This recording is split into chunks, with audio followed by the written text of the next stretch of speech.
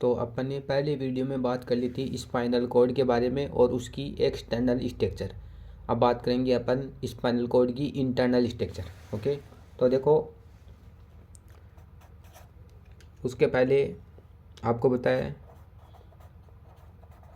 Vertebra, है ना। कितनी वर्टिब्रा होती है?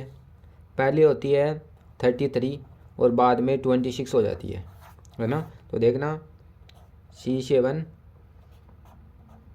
थोरेसिक 12, लंबर 5, सेक्रल 5 और C4, है ना। तो पहले 5 होती है और बाद में हो जाती है 1। पहले 4 होती है, बाद में हो जाती है 1। ओके, तो ये होती है वर्टिब्रा। ओके, पहले 33 और बाद में 26। अब ये स्पाइनल कॉर्ड, इसे निकलती है स्पाइनल नर्व, है ना। तो देखना स्पाइनल नर्व कितनी होती है? 31 पेयर, PAIRS, पेयर्स, है ना। पेयर्स मैंने बोला था इधर से इंटर करेगी, इधर से बाहर निकलेगी, है ना। तो 1 पेयर हो गई ना। ऐसे इधर से इंटर और इधर से बाहर निकलेगी। ओके, दोनों साइड होती है ना। तो स्पाइनल नर्व होती है, आप देखो C8, T12 है, L5, सेक्रल 5 और C यानी कोकिक्स 1। ओके, ये हो गई 31। तो इसमें आप देख रहे हो कि C7 है वर्टिब्रा, जबकि स्पाइनल नर्व है C8, है ना। तो इसका मतलब क्या है? इसका मतलब यह है कि इनका लेवल सेम नहीं होता है।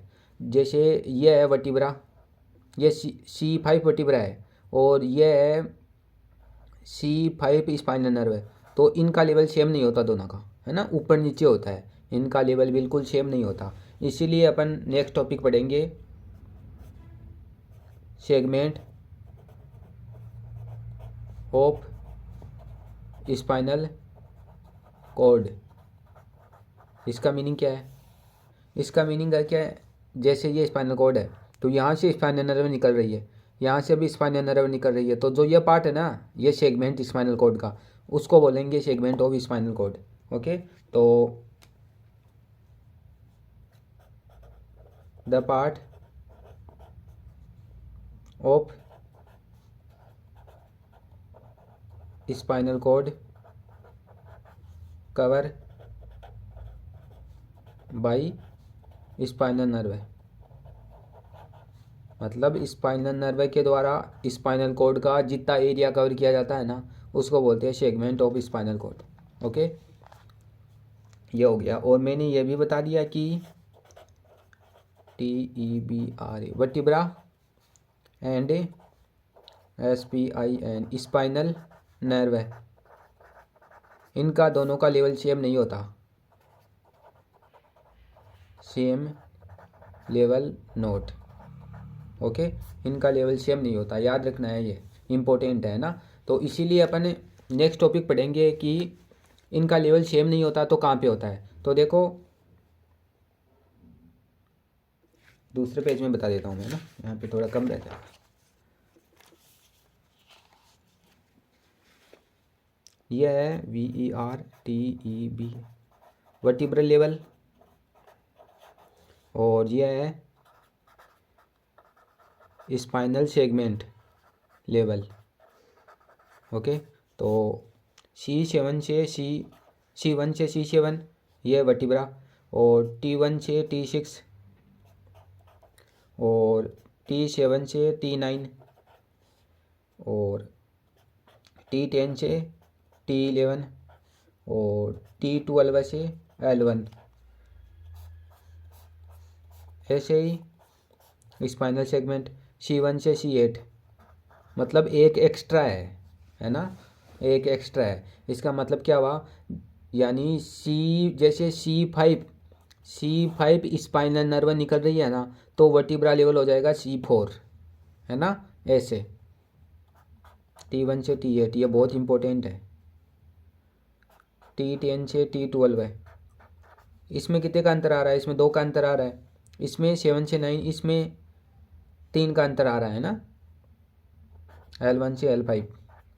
और ये हो जाएगा S1 से S5 और C1। ओके, ये हो गया सेगमेंट ऑफ स्पाइनल नर्व है। इज वेरी वेरी इंपॉर्टेंट है ना, ये इंपॉर्टेंट है कि अगर C5 जैसे या C4 मान लो है ना, तो C4 वर्टिब्रल लेवल है ना, वहाँ पे स्पाइनल नर्व होगी C5।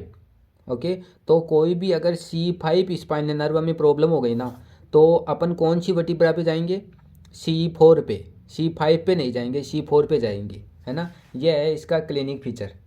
ओके, ये वेरी वेरी इंपॉर्टेंट है, याद रखना है। ओके, अब नेक्स्ट बात करते हैं अपन, अब आते हैं मेन इसकी इंटरनल स्ट्रक्चर पे। ओके, तो देखो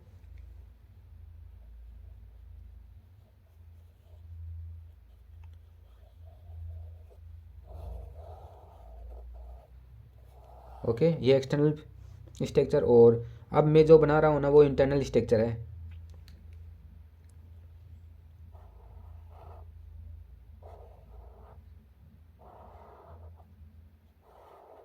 ये वाली एच शेप में दिख रहा है, ये इसकी इंटरनल स्ट्रक्चर एच शेप में होती है।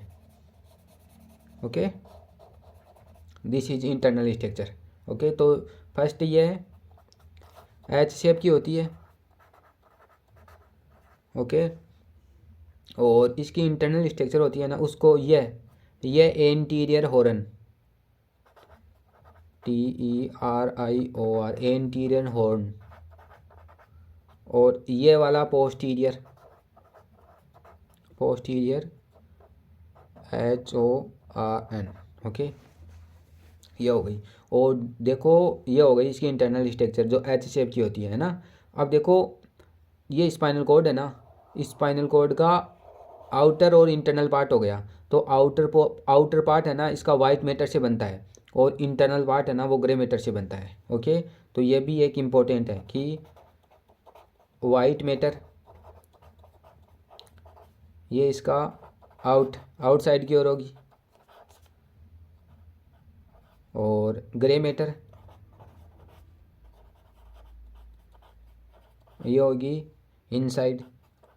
मतलब इंटरनल स्ट्रक्चर ग्रे मैटर की हो गई, आउटर स्ट्रक्चर वाइट मैटर की हो गई है ना। ये हो गई इसकी इंटरनल स्ट्रक्चर। और ये एक्सटर्नल मैंने बता दिया, एंटीरियर मीडियल फिशर, और ये पोस्टीरियर मीडियल सल्कस, और यहाँ से स्पाइनल नर्व एंटर करेगी और यहाँ से बाहर निकलेगी है ना। तो इसको एंटीरियर पोस्टीरियर इसको बोलेंगे पोस्टीरियर लेटरल सल्कस, और ये एंटीरियर लेटरल सल्कस है ना। और ये भी मैंने बता दिया कि वाइट मैटर 3 पार्ट में डिवाइड हो जाएगा, ये वाला एंटीरियर, ये लेटरल, और ये पोस्टीरियर है ना। एक्सटर्नल स्ट्रक्चर में मैंने बताया था ये। ओके, और ये इसके बीच में है ना, जस्ट सेंटर में होती है central canal, CENTRAL, central canal, जिसमें CSF फिल रहता है। ओके, ये ब्रेन में भी रहता है और स्पाइनल कॉर्ड में भी रहता है। ओके, ये हो गई इसकी इंटरनल स्ट्रक्चर। और इंटरनल स्ट्रक्चर हो गई एच शेप की होती है ना, एच शेप या बटरफ्लाई तितली शेप की होती है, जो ग्रे मैटर से बनी होती है।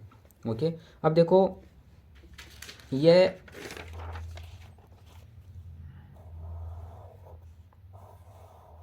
दिस इज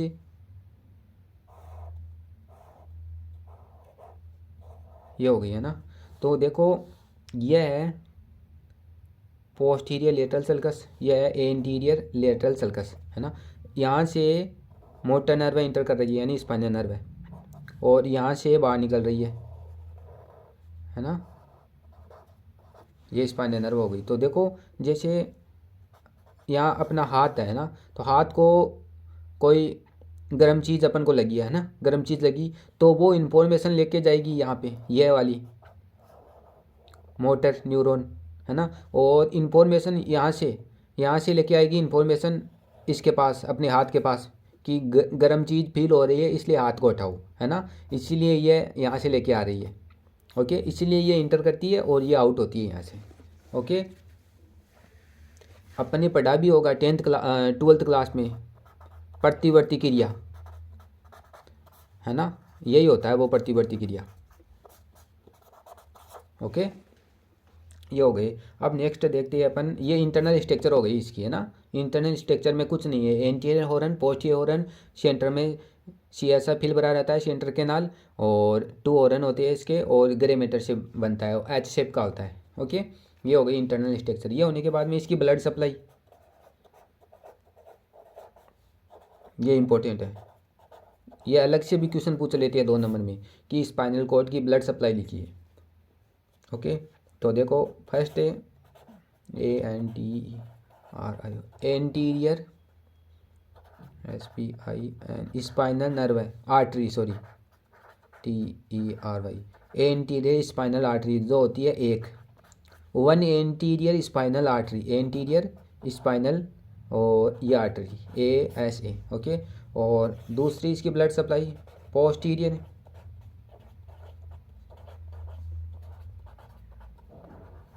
स्पाइनल आर्टरी, वो होती है 2। ये याद करना है कि एंटीरियर स्पाइनल आर्टरी एक होती है, पोस्टीरियर स्पाइनल आर्टरी 2 होती है, PSA। Okay, posterior spinal artery, ये इंपॉर्टेंट है दोनों, है ना। कि स्पाइनल कॉर्ड की ब्लड सप्लाई लिखी है तो एंटीरियर स्पाइनल 1 और पोस्टीरियर स्पाइनल 2, इसके पोस्टीरियर को सप्लाई करेगी, ये एंटीरियर को सप्लाई करेगी। ओके, तो this is spinal cord, normal है, कुछ नहीं ज़्यादा। देखो ये अपन डायग्राम बना देंगे, और फिर anterior lateral sulcus, posterior lateral sulcus, यहाँ से ये सेंटर में ग्रे मैटर और बाहर वाइट मैटर, है ना। तो ये नॉर्मल है, एकदम इजी है। ओके, अब स्पाइनल कॉर्ड से निकलती है असेंडिंग ट्रैक्ट, डिसेंडिंग ट्रैक्ट, क्योंकि स्पाइनल कॉर्ड और ये स्पाइनल कॉर्ड, ये ऊपर ब्रेन, और ये अपना हैंड मान लो, अपर लिम लोअर लिम मान लो, है ना। तो इन्फॉर्मेशन इसके पास आएगी, बाद में इसके पास में, अब इसके पास में, इसके पास में, तो ये असेंडिंग ट्रैक होता है, डिसेंडिंग ट्रैक्ट होता है ना। तो अपन नेक्स्ट वीडियो में इसके बारे में बात करेंगे कि असेंडिंग ट्रैक्ट में कौन कौन से फाइबर आते हैं, डिसेंडिंग ट्रैक्ट में कौन कौन से फाइबर आते हैं। ओके, ये हो गया अपना स्पाइनल कॉर्ड। इसमें सबसे इम्पोर्टेंट इसकी इंटरनल स्ट्रक्चर, है ना, और एक है इसकी ब्लड सप्लाई, और एक है कि इसका आउटर पार्ट वाइट मैटर से बनता है और इनर पार्ट ग्रे मैटर से बनता है ना। ये हो गया। और इसमें डोर्सल रूट फाइबर इंटर करते हैं स्पाइनल कॉर्ड में, और वेंट्रल रूट फाइबर बाहर निकलती है ना। अब अपन कैसे पता लगेगी, अपन को कैसे पता लगेगा कि ये मतलब इंटर कर रहा है और ये आउट हो रहा है। तो देखो अपन डायग्राम में देखेंगे ना, तो यहाँ पे कि डोर्सल रूट फाइबर है ना, वहाँ पे एक गेंगलिया दिखेगा जिसको बोलते हैं अपन DORSAL, dorsal root ganglia, GANGLION, ganglion, है ना। इसके आधार पर अपन पहचान करेंगे कि ये इसका डोर्सल रूट फाइबर है, तो इसका मतलब ये हो गया वेंट्रल रूट फाइबर, है ना। ये इंपॉर्टेंट है, ये पहचान है डोर्सल रूट फाइबर की, कि डोर्सल रूट फाइबर में होता है डोर्सल रूट गेंगलिया, ऐसे, है ना। तो ये हो गई अपनी स्पाइनल कॉर्ड। ओके, पहले वीडियो में बात करती है अपन एक्सटर्नल फीचर, और अब बात कर ली इंटरनल फीचर के बारे में। ओके, तो थैंक यू।